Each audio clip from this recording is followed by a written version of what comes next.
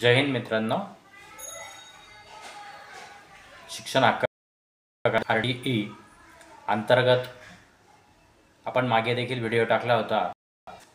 त्यामध्ये आपण जो RTE शिक्षण हक्क कायद्यामध्ये महाराष्ट्र सरकारने बदल करून SC ST आणि आर्थिक दुर्बल घटकांना जे 25% राखीव खाजगी शाळांमध्ये मिळत होते त्यावरती GR काढून महाराष्ट्र सरकारने 25% जे आरक्षण होते ते रद्द केलं होतं. परंतु त्यावरती माननीय उच्च न्यायालयामध्ये काही संस्थांमार्फत पालकांनी याचिका दाखल करून पुन्हा RTची मागणी करण्यात आली आणि त्यानंतर माननीय उच्च न्यायालयाने 6 मे रोजी महाराष्ट्र सरकारच्या त्या निर्णयाला स्थगिती देण्यात आली.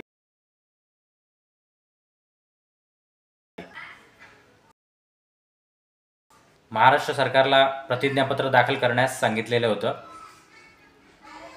त्यानंतर महाराष्ट्र सरकारकडून गेले 1.5 महिन्यापासून आजपर्यंत कुठल्याही प्रकारचं प्रतिज्ञापत्र दाखल करण्यात आलेलं नाही आणि जी RTची जी ऑनलाईन प्रक्रिया होती ती पूर्ण झाली, परंतु लॉटरी जी काढून मुलांना मोफत प्रवेश देण्याची जी प्रक्रिया होती ती अजूनही पूर्ण झालेली नाही.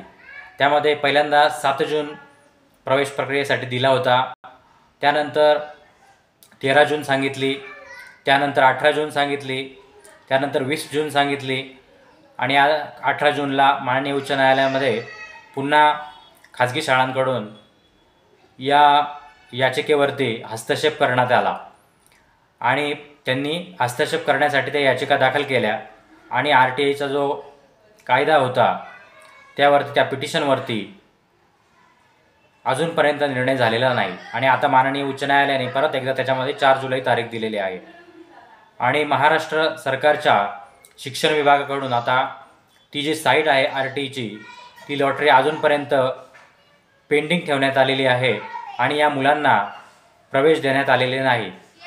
2,25,000 आसपास मुलांनी फॉर्म भरलेले आहेत महाराष्ट्रामध्ये आणि 1,04,000च्या आसपास मुलांना या RTI अंतर्गत प्रवेश घेणे आहे.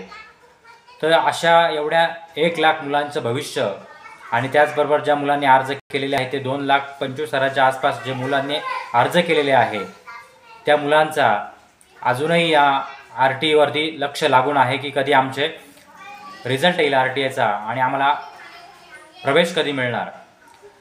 प्रवेश शाळेत सुरू होऊन 4 दिवस झालेले आहे, मुलांची शाळा सुरू झालेली आहे आणि या 2,00,000 मुलांचं भविष्य हे टांगणीला लागलेलं आहे. RTI अंतर्गत ना शिक्षण विभाग कुठल्याही प्रकारची माहिती देत आहे आणि हे जे साईट आहे ती देखील बंद करण्यात आलेली आहे आणि प्रकरण न्याय प्रविष्ट म्हणून त्याच्यावरती शेरा मारण्यात आलेला आहे आणि या खाजगी शाळांचे जे 2-3 याचिका दाखल झालेल्या आहे याच्यावरती तर त्यांचं म्हणणं आहे की ह्या वर्षी RTIची जी प्रक्रिया आहे आमच्या मुलांकडे आम्ही ऑलरेडी ज्या 25% राखीव जागा होत्या त्याच्यावरती आम्ही जनरल जागेवरती मुलांना प्रवेश दिलेला आहे, त्यामुळे यावर्षी या RTI अंतर्गतचे जे प्रवेश आहे ते रद्द करण्यात यावे अशा प्रकारची मागणी या खाजगी शाळांकडून करण्यात आली आहे. तर हे सर्व घोळ सुरू आहे खाजगी शाळा आणि महाराष्ट्र सरकारचा आणि यामध्ये या दुर्बल घटकातील वंचित घटकातील SC STच्या मुलांचं नुकसान होत आहे. याकडे या शासनाचं कुठल्याही प्रकारचं लक्ष नाही. 1.5 महिन्यापासून त्यांनी उच्च न्यायालयामध्ये आणि हे सांगायला देखील तयार नाही की हे होणार आहेत की नाही होणार आहेत. गेले करोनामध्ये देखील 1 वर्ष या मुलांचं वाया गेलं आणि आता देखील हाच प्रश्न पुन्हा एकदा सुरू आहे. आपल्याकडे नेटचा देखील प्रश्न सुरू आहे. अतिशय भोंगळ कारभार सुरू आहे. यावरती हे शासन झोपलंय का या शासनाला त्यातलं काही समजत नाही की अडाणी लोक या शासनामध्ये भरलेले आहेत, या सरकारमध्ये भरलेले आमदार खासदार यांना समजत नाही की मुलांचं शिक्षण टांगणीला लागलं आहे. मुलांच्या शिक्षणाचा प्रश्न, या गोरगरीब जनतेचा प्रश्न, कष्टकरी मुलांचा प्रश्न या व्यवस्थेने टांगणीला ठेवला आहे का. यांचा नीतीच अशी आहे, यांची रणनीती अशी आहे की या वंचित दुर्बल घटकातील मुलांना शिकूच द्यायचं नाही. अशा प्रकारची ही रणनीती या सरकारची असेल तर या विरुद्ध सर्वसामान्य नागरिकांनी बाहेर येऊन या सरकारविरुद्ध आवाज उठवला पाहिजे आणि या शासनाला जबाब धरला पाहिजे. ही चळवळ शिक्षणाची सुरू केलेली आहे। त्या शिक्षणाच्या चळवळीच्या विरुद्ध हे सर्व सरकार आपला घात करताना दिसत आहे। त्यामुळे आपण सर्वांनी या सरकारला जाब भोंगळ कारभार सुरू आहे त्यावरती विशेष असं मागणी करून आंदोलन करण्यात छेडण्यास देखील या शासनाला आपण ठणकावून सांगितलं पाहिजे। या शिक्षण व्यवस्थेमध्ये अनेक प्रश्न आज उपस्थित झालेले आहे। मुलांचे जे काही भरतीचे अर्ज येतात किंवा हे आत्ता जे प्रकरण नेटचं सुरू आहे त्यामध्ये ज्या मुलांचं नुकसान होत आहे, यावरून ह्या सरकारला या शिक्षणाचा त्यांनी जो बोजमारा मारलेला आहे तो देखील अतिशय घाणेरडा या सरकारची रणनीती आहे। अशा प्रकारची ही सर्व सुरू आहे।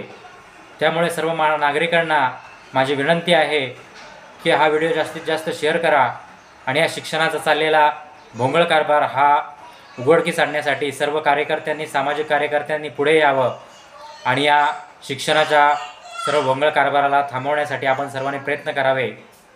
एवढं बोलतो, थांबतो। जय हिंद, जय भारत।